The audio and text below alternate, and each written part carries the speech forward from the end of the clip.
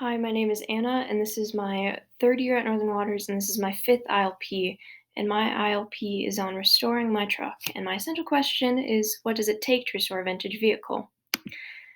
I chose this project because this summer I got my first vehicle, a Willys pickup truck from 1955, and I knew nothing about fixing vehicles, and my brother and dad both know a lot about it, and I wanted to learn more.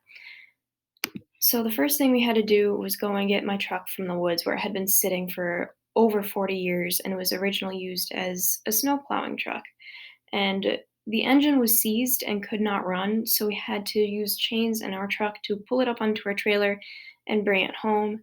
And at that point, I was already wondering how much this was going to cost and how long this was going to take.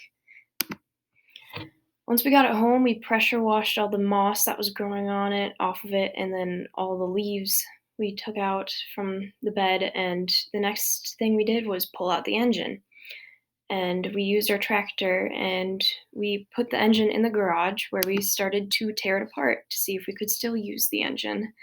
And this was not the original engine. The original engine was called the Go Devil engine, and this was a small block Chevy, and we were tearing apart the engine to see if we could still use it, and we figured out that we couldn't use it, so we ended up just buying another one, another small block Chevy.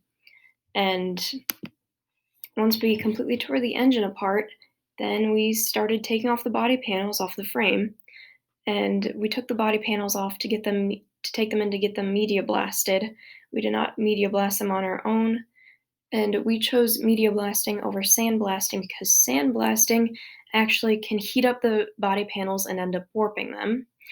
So we took the body panels in to get media blasted. And while they were being media blasted, we took the frame and we put it in our garage and we started grinding all the paint and rust off of it. And then we cut out all the rusted parts and replaced the rusted parts with steel.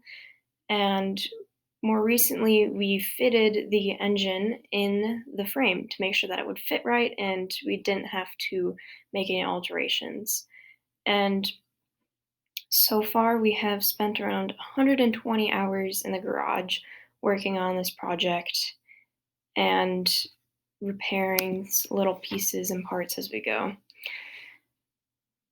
Through all my research and hard work, I've come to the conclusion that rebuilding a vintage vehicle takes lots of time and money and background knowledge.